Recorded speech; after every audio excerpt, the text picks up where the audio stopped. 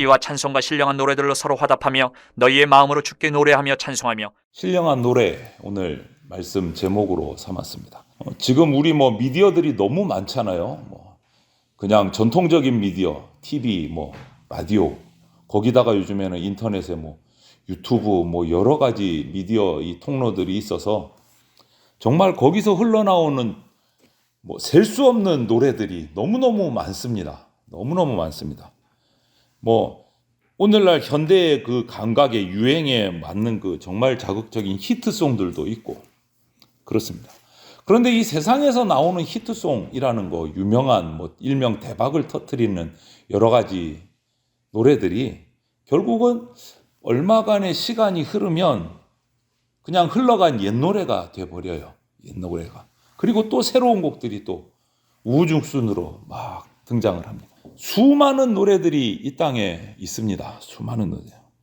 그래서 요즘에 그런 미디어들을 통해서 들려지는 수많은 노래들을 보면 그냥 노래의 홍수 속에 우리가 파묻혀서 사는 것 같아요. 그냥 일종의 어떤 경우에는 공해다라고 표현할 정도로 엄청난 노래들이 쏟아져 나옵니다. 그런데 오늘 여기 새로운 노래가 있어요. 새로운 노래가. 이 노래는 신령한 노래입니다. 이 세상에서 탄생한, 이 세상에 속해져 있는 그런 노래가 아니에요. 영원하신 하나님, 그 하나님께 드리는 노래입니다. 그래서 우리는 이 노래를 그냥 노래라고 하지 아니하고 찬송이라고 말합니다. 찬송. 인간이 창조주, 절대자이신 하나님께 드리는 그 구원의 은혜에 감사해서 드리는 노래, 그 찬양의 멜로디, 그것을 우리는 찬송이라고 이야기를 합니다.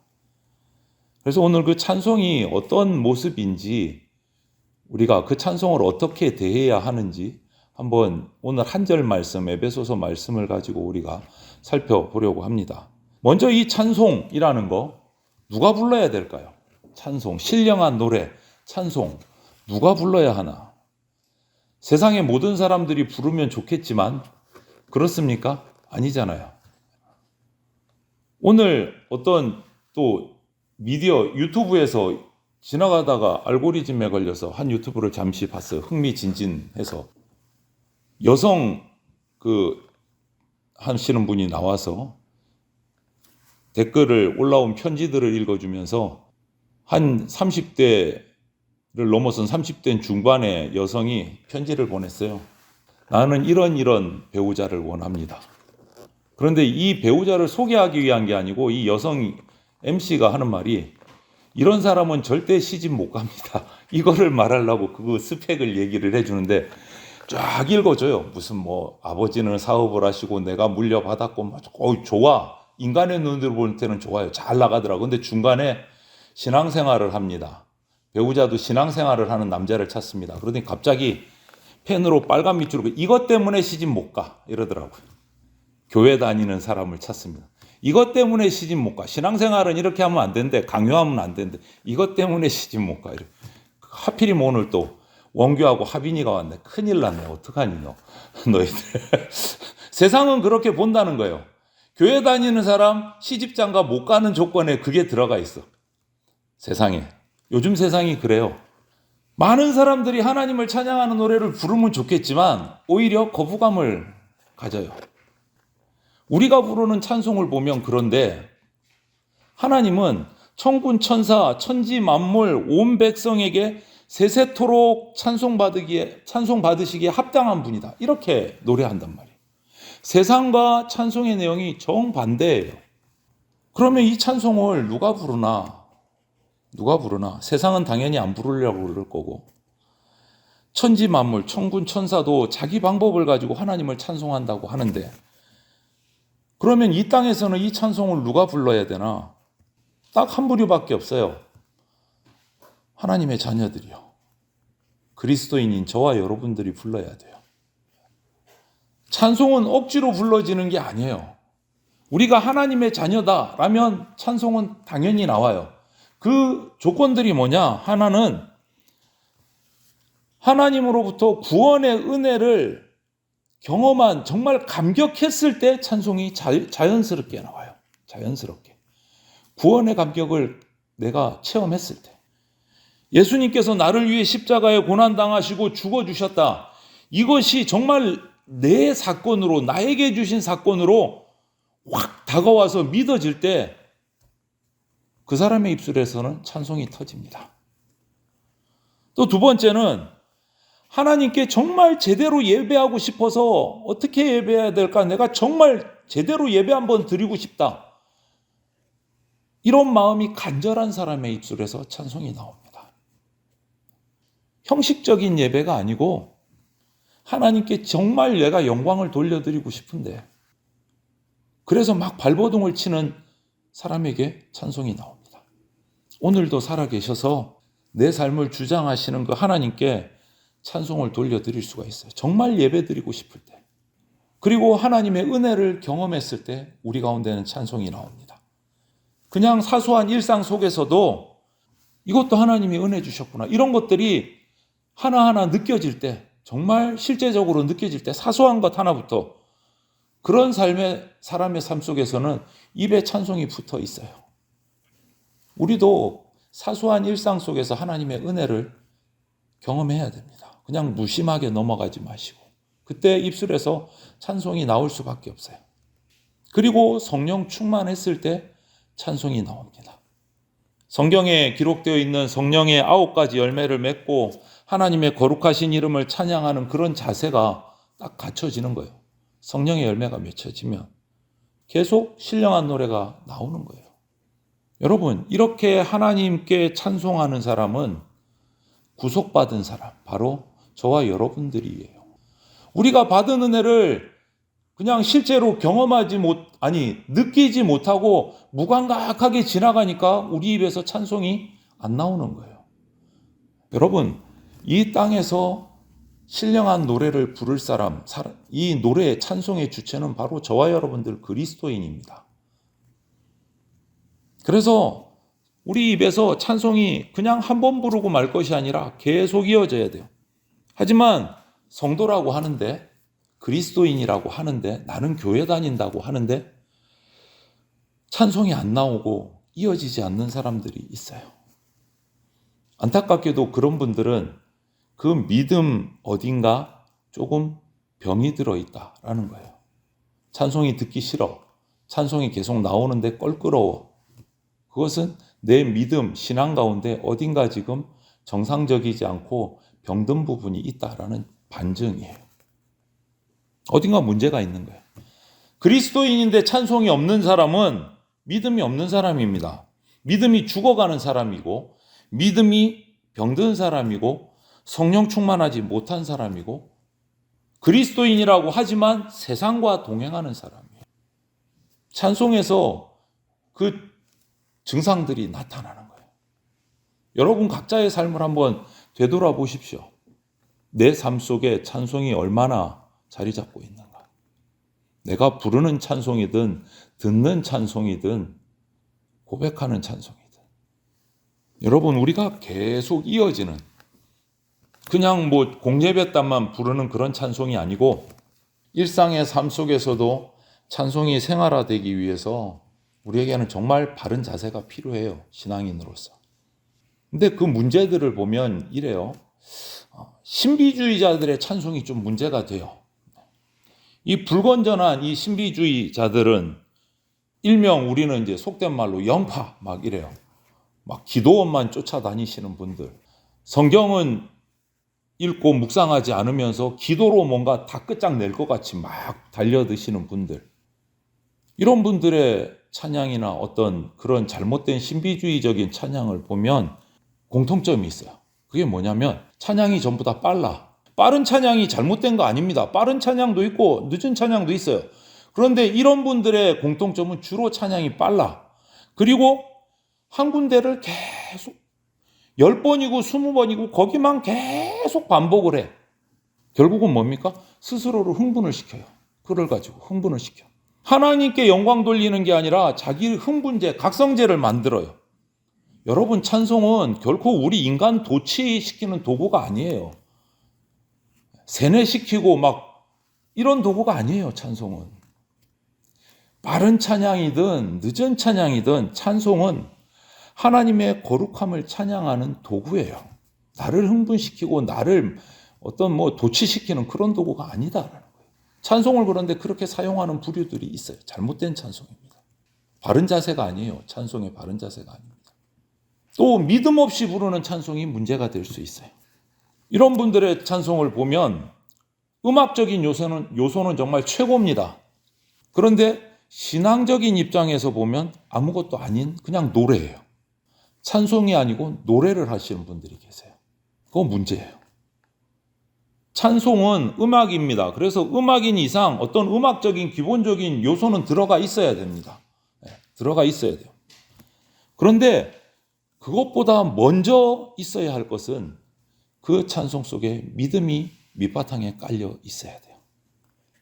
여러분, 우리를 찬송을 하면서 악보 따라 그냥 맞추기에 급급한 찬송을 하시면 안 됩니다. 조금 틀려도 돼요. 모르는 찬송도 있잖아요.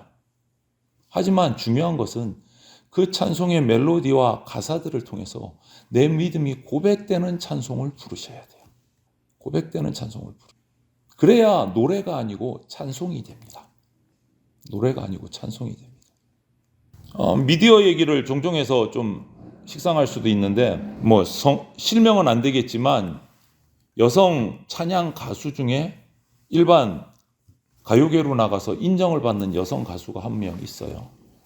경연대회도 나가서 우승을 하고. 그런데 그 여성 가수의 찬양이 아니에요. 일반 곡을 불렀어요. 일반 가요를 불렀는데 그것을 듣고 감상하는 사람들의 평에서 저분이 부르면 뭘 불러도 꼭 성가대가 뭔가 부르는 것 같다.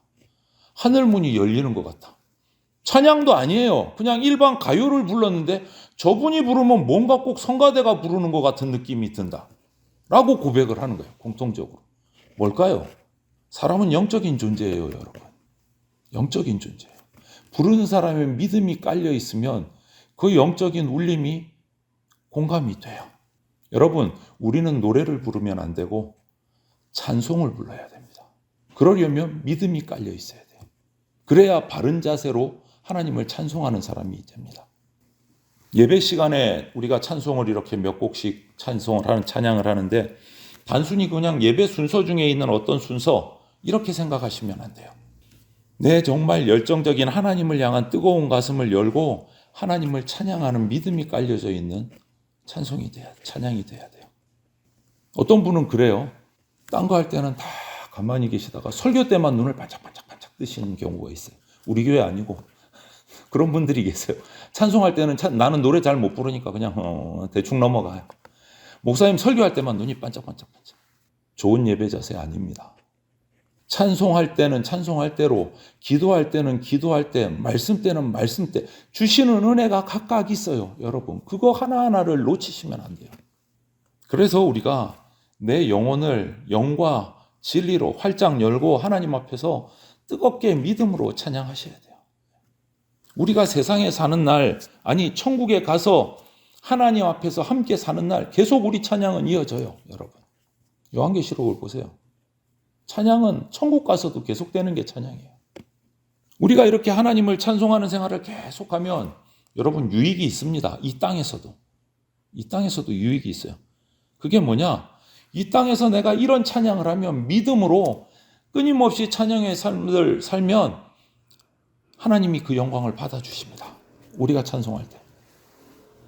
여러분, 소요리 문답 제1문 뭡니까? 사람이 사는 제일 되는 목적이 뭡니까? 하나님께 영광 돌리는 거잖아요. 하나님을 기쁘시게 하는 거잖아요. 찬송 가운데 영광을 받으십니다. 시편 22편 3절에 이런 말씀이 기록되어 있어요. 이스라엘의 찬송 중에 계시는 주여, 주는 거룩하시니이다. 찬송 중에 계시는 주여, 주님은 거룩하십니다. 여러분, 성도가 찬송하면 그 가운데 누가 계신다고요? 주님이 계십니다. 주님, 내 마음속에 와 계주세요. 주님, 우리 가정에 좀 와주세요. 주님, 우리 교회에 좀 와주세요. 방법이 뭘까요? 이 성경 말씀에 근거하면 열정적으로 찬송하는 거예요. 믿음으로 찬송하면 그 찬송 가운데 주님이 계십니다. 그리고 우리가 이런 찬송의 생활을 하면 우리가 은혜 받습니다. 찬송을 통해서 은혜를 체험하는 사람들, 성도들 가운데 수없이 많습니다. 말씀을 듣고 은혜를 체험하는 분들도 많지만 제가 지금까지 적지만 경험한 바로는 사역하는 가운데 말씀 듣고 은혜 받은 사람도 많지만 제 경험으로는 찬양하다가 은혜 받은 사람이 더 많아요. 예배 전에 일찍 나와서 함께 찬송하다가 은혜 받고 예배로 들어가는 분들이 훨씬 많더라는 거예요. 여러분, 찬양하면서 은혜 받고 예배가 시작됐어요. 그 예배가 은혜가 되겠습니까? 안 되겠습니까? 은혜가 될 수밖에 없어요. 될 수밖에 없어요.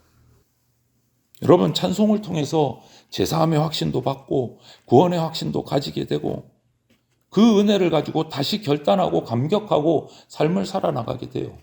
그런 사람의 삶은요, 은혜예요, 은혜.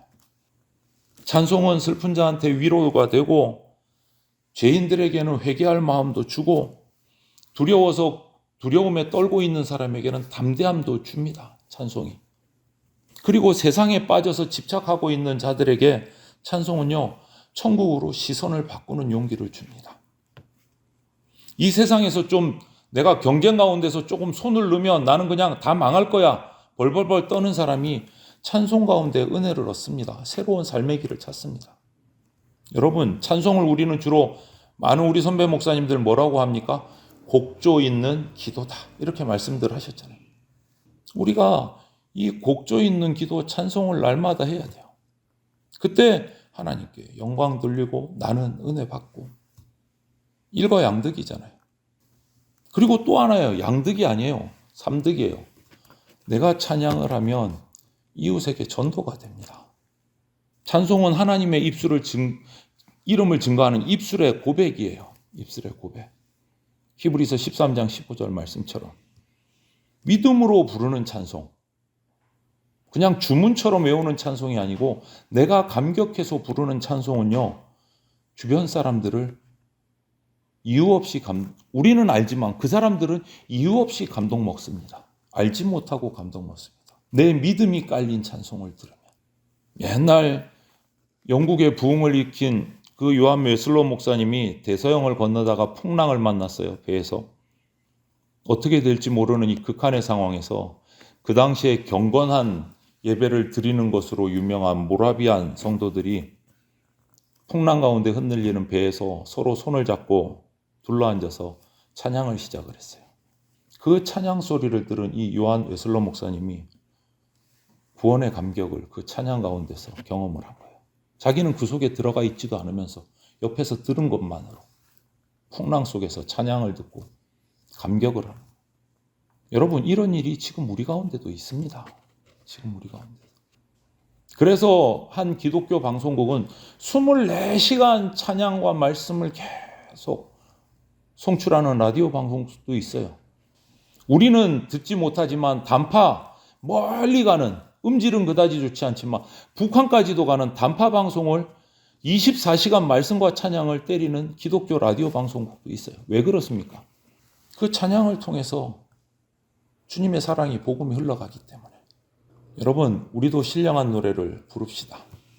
살아계신 하나님께 신령한 노래를 통해서 영광도 돌리고 우리는 은혜 받고 내가 그런 은혜 받는 찬양을 할 때 내 이웃의 사람들은 또 감동받습니다. 전도의 기회가 생깁니다. 여러분, 구별된 모습들을 우리가 보이셔야 돼요. 내가, 우리 가정이 구원의 은혜를 감사하면서 부르는 찬송을 통해서 하나님은 영광 받으십니다. 그래서 우리는 우리 전부를 바쳐야 돼요. 찬양하는 삶이 되기 위해서.